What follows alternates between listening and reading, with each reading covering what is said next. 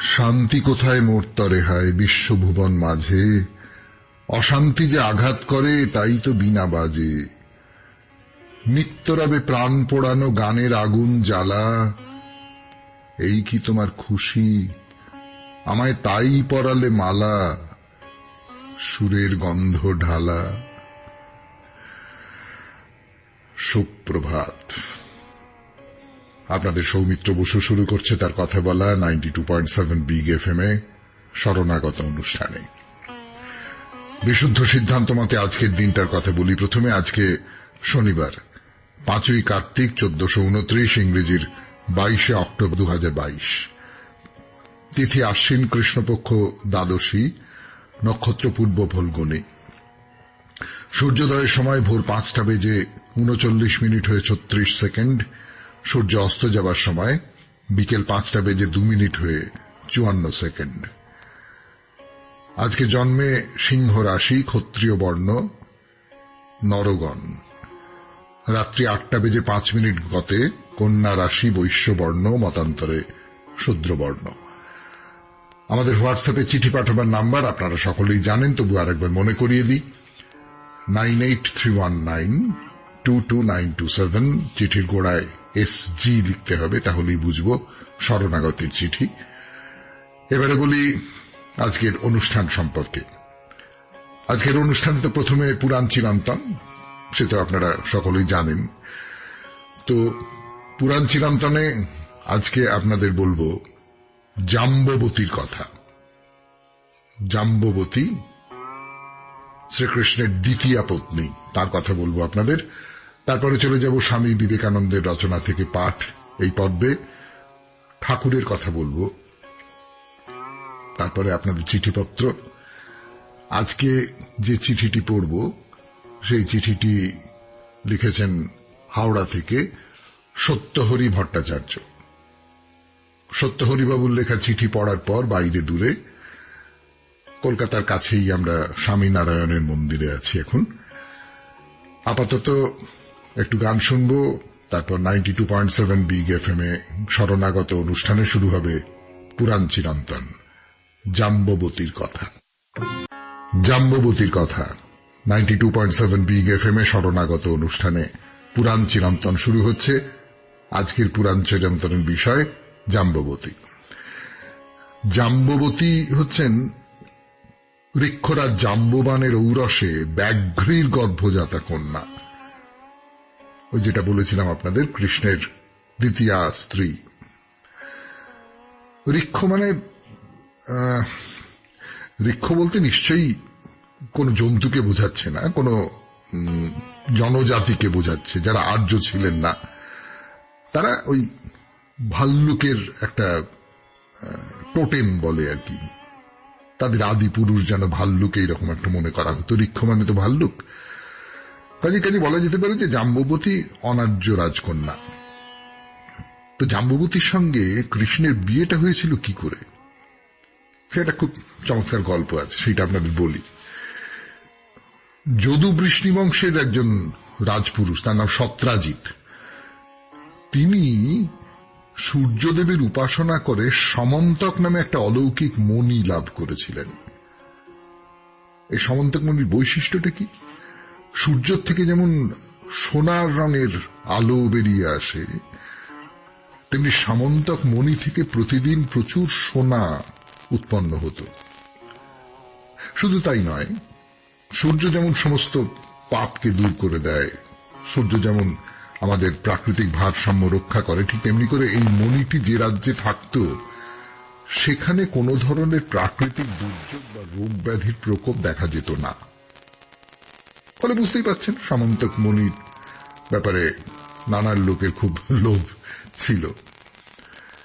তো কৃষ্ণ একদিন সত্রাজিৎকে বললেন যে তুমি একটা কাজ করো না, ওই মণিটা তুমি রাজা উগ্রসেনকে দাও।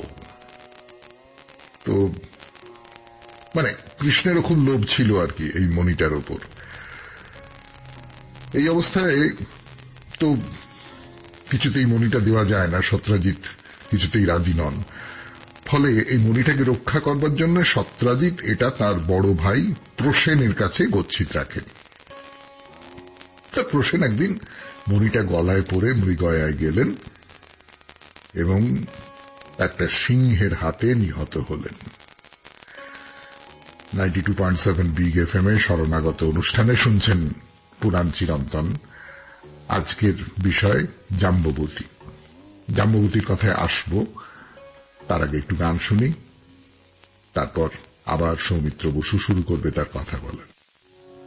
যেটা বলছিলাম আপনাদের 92.7 বিগ এফএম এর শরণাগত অনুষ্ঠানে যে সত্রাজিৎ তার যে সমন্তক মণি সেইটাকে নিরাপদ রাখবার জন্য তার বড় ভাইয়ের কাছে দিয়েছেন, প্রসেনের কাছে। প্রসেন মণিটা গলায় পরে মৃগয়ায় গেছেন আর একটা সিংহ তাকে মেরে ফেলেছেন। সিংহ যে প্রসেনকে মেরেছে সেটা ওই মণিটা পাওয়ার জন্য। মণিটার উপর তো সকলেরই খুব লোভ ছিল, সেটা আপনারা সকলে জানেন। তো সেই সিংহটাকে আবার মেরে ফেললেন এই যে ঋক্ষরাজ জাম্ববান, মানে জাম্ববতীর বাবা। তিনি সিংহটাকে মেরে ফেললেন এবং সমন্তক মণিটা নিয়ে তিনি তার গুহার মধ্যে ঢুকে পড়েছেন। এদিকে প্রসেন তো আসছেন না, তিনি কোথায় গেছেন, নিখোঁজ হয়ে গেছেন। তার সকলেরই ধারণা হলো যে প্রসেনকে নিয়ে কিছু একটা করা হয়েছে, তাকে মেরেই ফেলা হয়েছে, কি যা হোক কিছু করা হয়েছে, এবং সেইটা করেছে কৃষ্ণ। তার কারণ হচ্ছে কৃষ্ণের তো এই মণিটা, এই সামন্তক মণি সম্পর্কে খুব দুর্বলতা ছিল, খুব লোভ ছিল।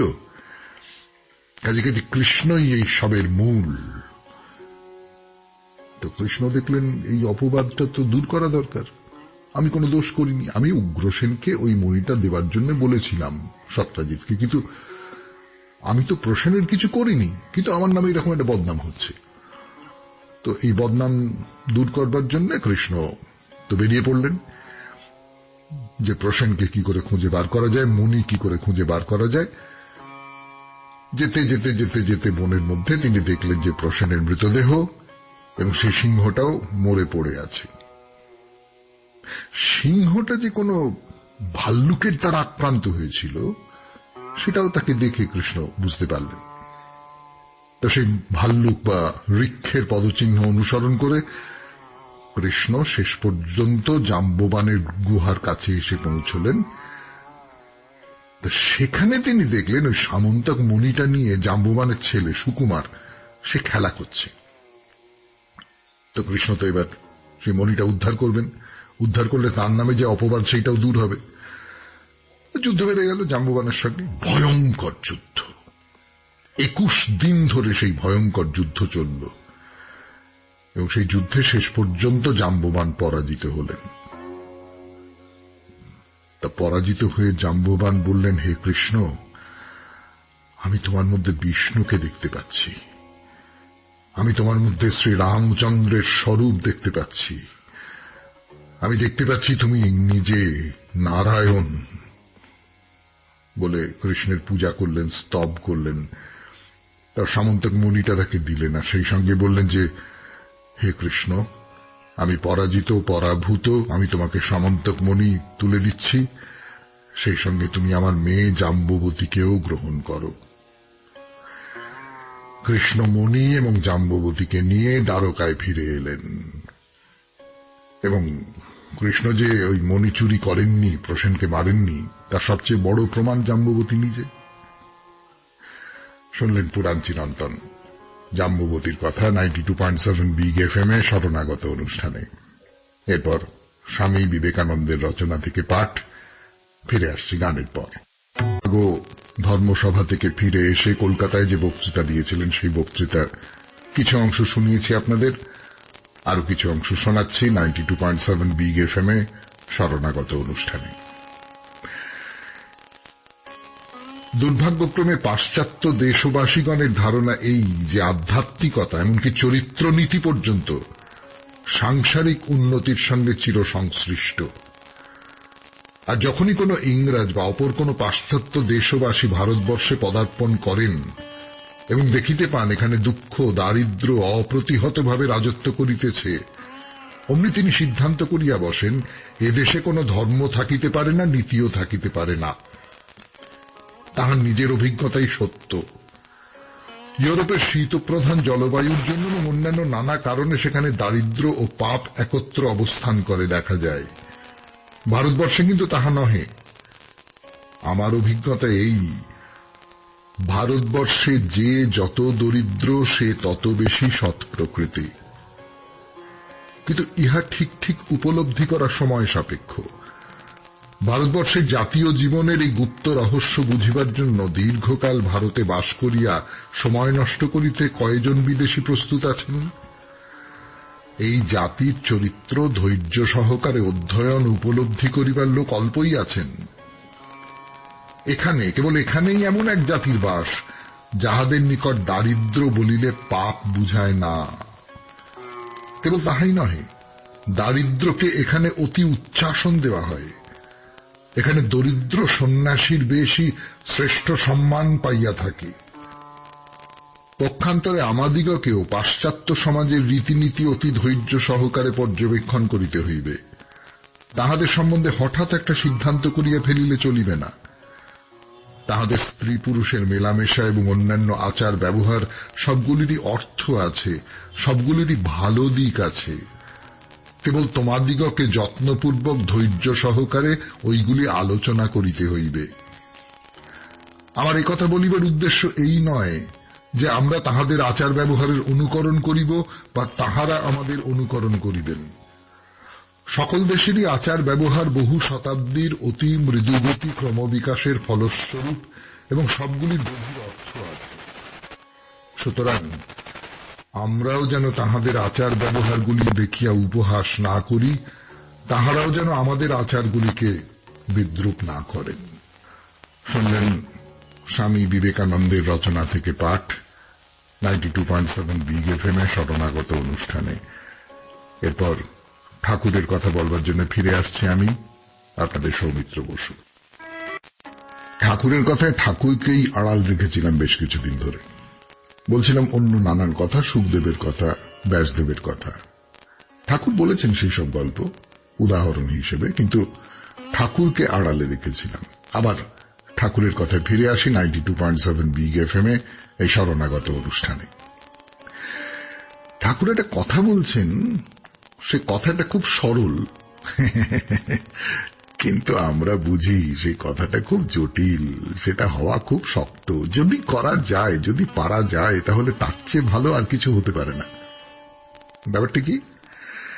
ঠাকুর বলছেন অত শত কিছু দরকার নেই, শুধু সরল হয়ে যাও, সরল হয়ে যাও।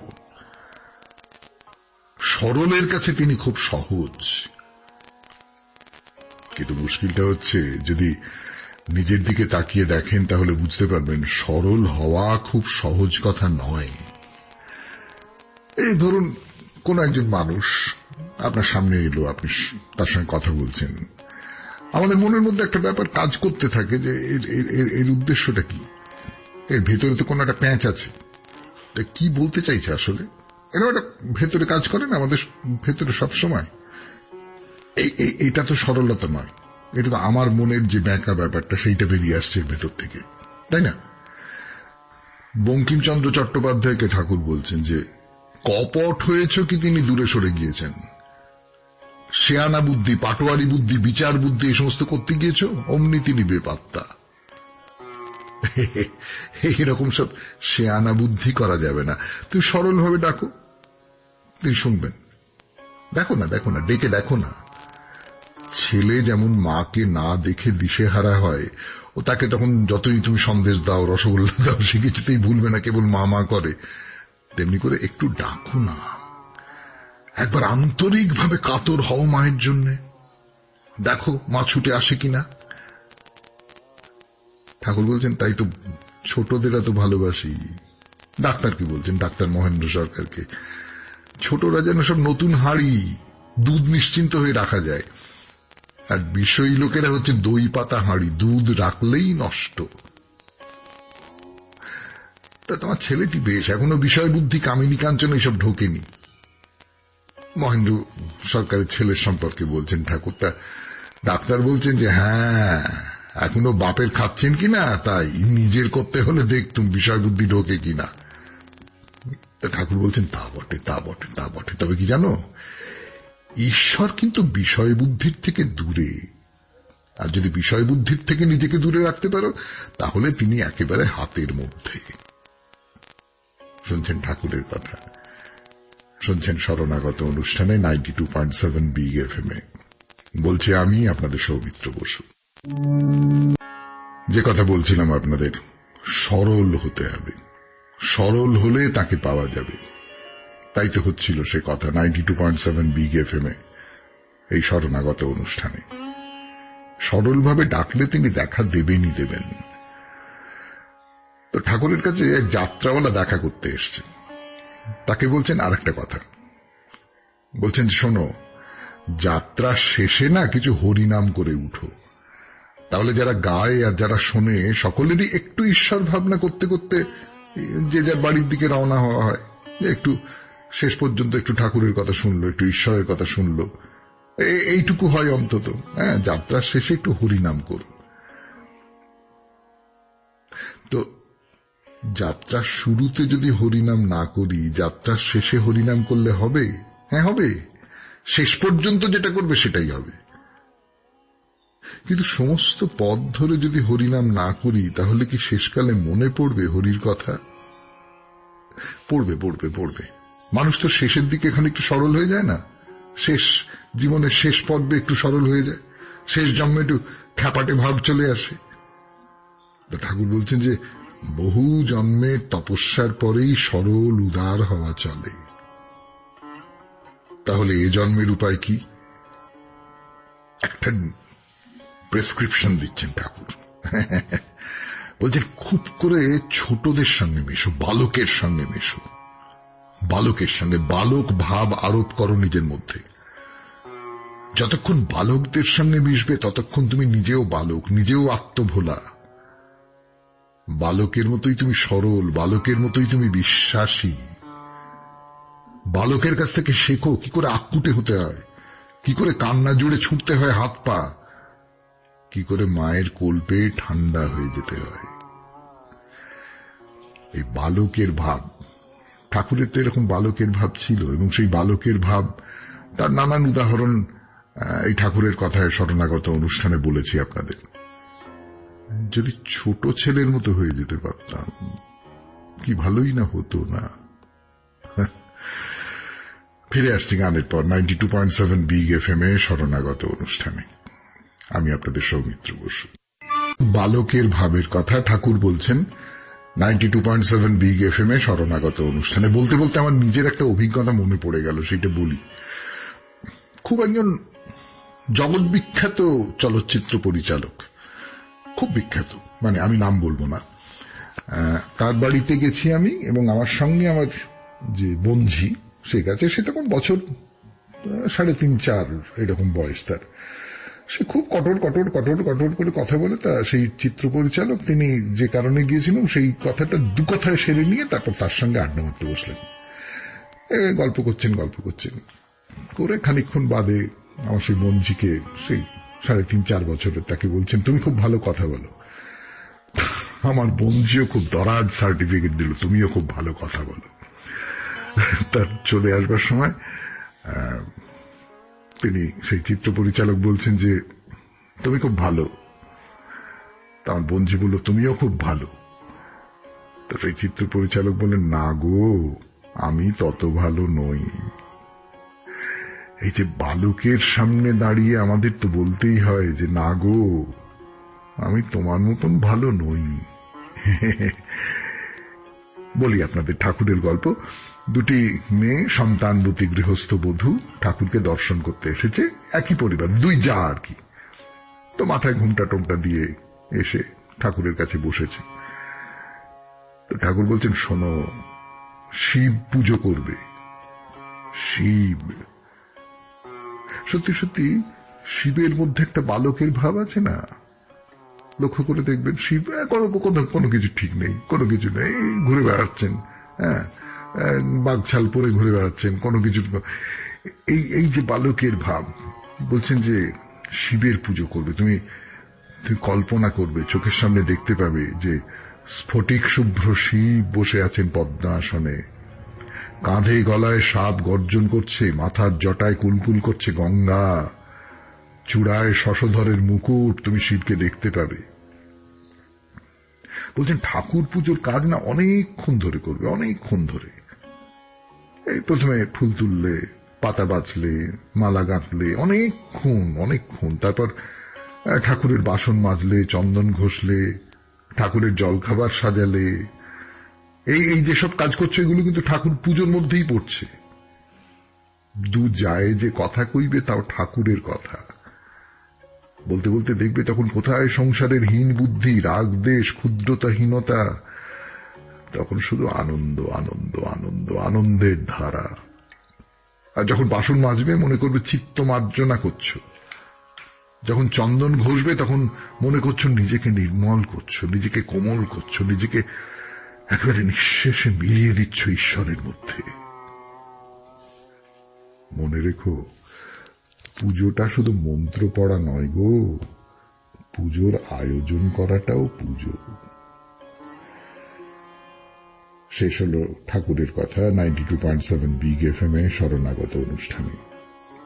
এরপর আপনাদের চিঠির উত্তর দেবার জন্য ফিরে আসব গানের পর। ফিরে এলাম গানের পর 92.7 বিগ এফএম এ শরণাগত অনুষ্ঠানে। চিঠি পড়ব। চিঠিটি লিখেছেন সত্যহরি ভট্টাচার্য। পড়ি।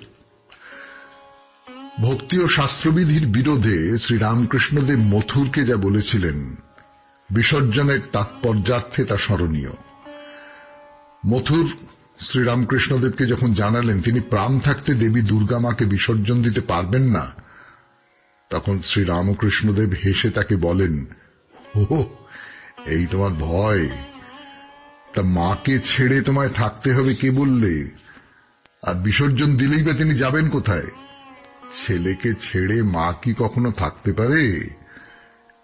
এ 3 দিন বাইরে দালানে বসে তোমার পূজা নিয়েছেন, আজ থেকে তোমার আরো নিকটে থেকে সর্বদা তোমার হৃদয়ে বসে তোমার পূজা নেবেন। মাকে বিসর্জন দেবে কোথায়? বিসর্জন দেবে নিজের হৃদয়ে। আশ্বিন মাসের শুক্লপক্ষের দশমী তিথিতে পিতৃগৃহ ছেড়ে কৈলাসে স্বামী গৃহে পাড়ি দেন দেবী। সেই কারণেই এই তিথিকে বিজয়া দশমী বলা হয়। তবে দশমীকে বিজয়া বলার কারণ খুঁজলে অনেক পৌরাণিক কাহিনী পাওয়া যাবে। পুরাণের মহিষাসুর বধ কাহিনীতে বলা হয়েছে, মহিষাসুরের সঙ্গে 9 দিন নরাত্রি যুদ্ধ করার পর 10ম দিনে তার বিরুদ্ধে বিজয় লাভ করেছিলেন মা দুর্গা, তাই তাকে বিজয়া বলা হয়। এছাড়াও শ্রী শ্রী চণ্ডী কাহিনী অনুসারে দেবীর আবির্ভাব হয় আশ্বিন মাসের কৃষ্ণা চতুর্দশীতে, পরে শুক্লা দশমীতে মহিষাসুর বধ করেছিলেন তিনি, তাই বিজয়া দশমী এই বিজয়কেই চিহ্নিত করেন। উত্তর ও মধ্য ভারতে এই দিন দশেরা উদযাপিত হয়, তবে তার অর্থ সম্পূর্ণ আলাদা। দশেরা শব্দটির উৎপত্তি সংস্কৃত শব্দ দশহর থেকে, যার অর্থ দশানন রাবণের মৃত্যু। বাল্মীকি রামায়ণে বলা হয়েছে আশ্বিন মাসের শুক্লা দশমী তিথিতেই লঙ্কেশ্বর রাবণকে বধ করেছিলেন রাম। কথিত আছে রাবণ বধের পরে আশ্বিন মাসের 30তম দিনে অযোধ্যা প্রত্যাবর্তন করেন রাম, সীতা ও লক্ষ্মণ। রাবণ বধ ও রামচন্দ্রের এই প্রত্যাবর্তন উপলক্ষেই যথাক্রমে দশেরা ও দীপাবলি পালন করা হয়ে থাকে। অন্নপূর্ণে সদা পূর্ণে শঙ্কর প্রাণবল্লভে জ্ঞান বৈরাগ্য সিদ্ধার্থ ভিক্ষাং দেহি চ পার্বতী সর্বে ভবন্তু সুখিনঃ সর্বে সন্তু নিরাময়া হৃদ পদ্মে ইহ কালে ও পরকালে বিরাজ করো মাগো। সত্যহরি ভট্টাচার্য, সাঁতরাগাছি, হাওড়া। আপনাকে অনেক ধন্যবাদ সত্যহরি বাবু। আপনি বিজয়া দশমীর নানান দিক নিয়ে কথা বললেন, আমাদের সকলেরই খুব কাজে লাগবে, মনে থাকবে। এবারে ফিরে আসব বাইরে দূরে এই পর্যায়ে 92.7 বিগ এফএম এ শরণাগত অনুষ্ঠানে। বাইরে দূরে, বাইরে দূরের এই পর্যায়ের নাম দেওয়া যেতে পারে কলকাতার কাছেই। শুনছেন 92.7 বিগ এফএম এ শরণাগত। কলকাতার কাছেই নাকি কলকাতার ভেতরেও বলা যেতে পারে, এমন একটা নাম দিলেই বা আপত্তি তুলছে কে? দেখুন কাণ্ড। এদিকে ভোর থেকে সকাল শরণাগতে আপনাদের সৌমিত্র বসু শোনাচ্ছে জোকার স্বামীনারায়ণ মন্দিরের কথা, আর একটু বেলা বাড়লে সেই শোনাবে কলকাতায় যে নানা কালীক্ষেত্রগুলো আছে তাদের টুকরো টুকরো গল্প। কবে কখন তা তো বলবো না। হঠাৎ আলোর ঝলকানি লেগে যাওয়ার মতো করে কখনো কখনো তা বেজে উঠবে আপনাদের এই 92.7 বিগ এফএম এর অনুষ্ঠানে। কিন্তু সে তো বেলা বাড়লে। আপাতত স্বামীনারায়ণের মন্দির, মন্দিরে মন্দিরে নানা প্রতিমা। আসুন ঘুরে ঘুরে একটু দেখে নেওয়া যাক। প্রথমেই কোথায় যাই কোথায় যাই কোথায় যাই কোথায় যাই ঠিক করি। 92.7 বিগ এফএম এর শরণাগত অনুষ্ঠানে শুনছেন বাইরে দূরে। কোথায় যাই তার উত্তর পেয়ে গেছি 92.7 বিগ এফএম এর শরণাগত অনুষ্ঠানে। সেইখানেই যাব এবার। যার নামে এই মন্দির, মন তো চাইবে প্রথমে তাকে দর্শন করতে। তা চলুন সেইখানে যাওয়া যাক। না, সেখানে যে স্বামীনারায়ণ যে একা আছেন তা নয়, তার সঙ্গে আছেন আরো একজন, অক্ষর ব্রহ্মণ গুণাতীতানন্দ স্বামীর মূর্তি। একসঙ্গেই গুরু আর শিষ্য। গুণাতীতানন্দ স্বামী ছিলেন স্বামীনারায়ণজির শিষ্য, এবং শুধু শিষ্য বললে ভুল বলা হবে। আসলে তিনি ছিলেন স্বামীনারায়ণজির প্রথম যোগ্য শিষ্য, যার মধ্যে স্বামীনারায়ণজি তার যে আধ্যাত্মিক চেতনা সেইটা প্রথম সঞ্চারিত করে দিতে পেরেছিলেন। এই স্বামীনারায়ণজিকে নিয়ে পরবর্তীকালে যে সম্প্রদায় গড়ে ওঠে, এই গুণাতীতানন্দজি ছিলেন তার অন্যতম প্রধান।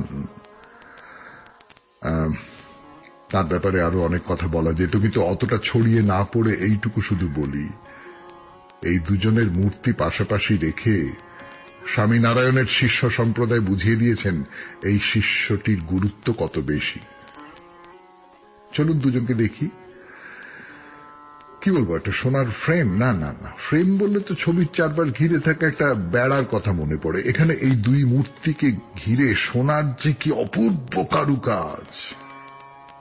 ধাপে ধাপে ধাপে ধাপে দুটো থাম উঠে গেছে, তারা এসে মিলেছে মাথায়। সেইখানটায় সোনার নানান রকমের সমস্ত মূর্তি, নানান কিছু থামের গায়েও মূর্তি, এবারে সবটা মিলে জল জল জল জল করছে। দুজনের পরনেই রাজবেশ, মাথায় মুকুট, দুজনের হাতেই একটা করে বেঁকানো লাঠি।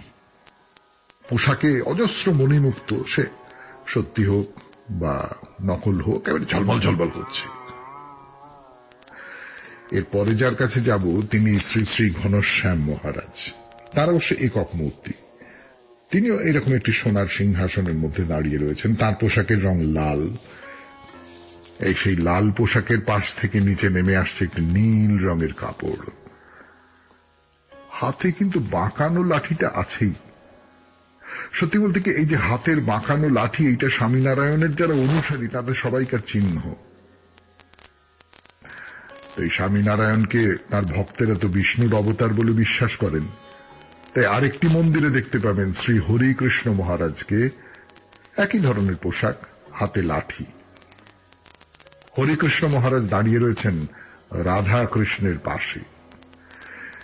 এখানে একটা খুব অদ্ভুত ব্যাপার আছে। হরিকৃষ্ণের গায়ের রং কালো, আর কি আশ্চর্য, তার পাশে যে কৃষ্ণ দাঁড়িয়ে আছেন, হাতে বাঁশি, ত্রিভঙ্গ মুরারি মূর্তি, তার গায়ের রং কিন্তু ফর্সা।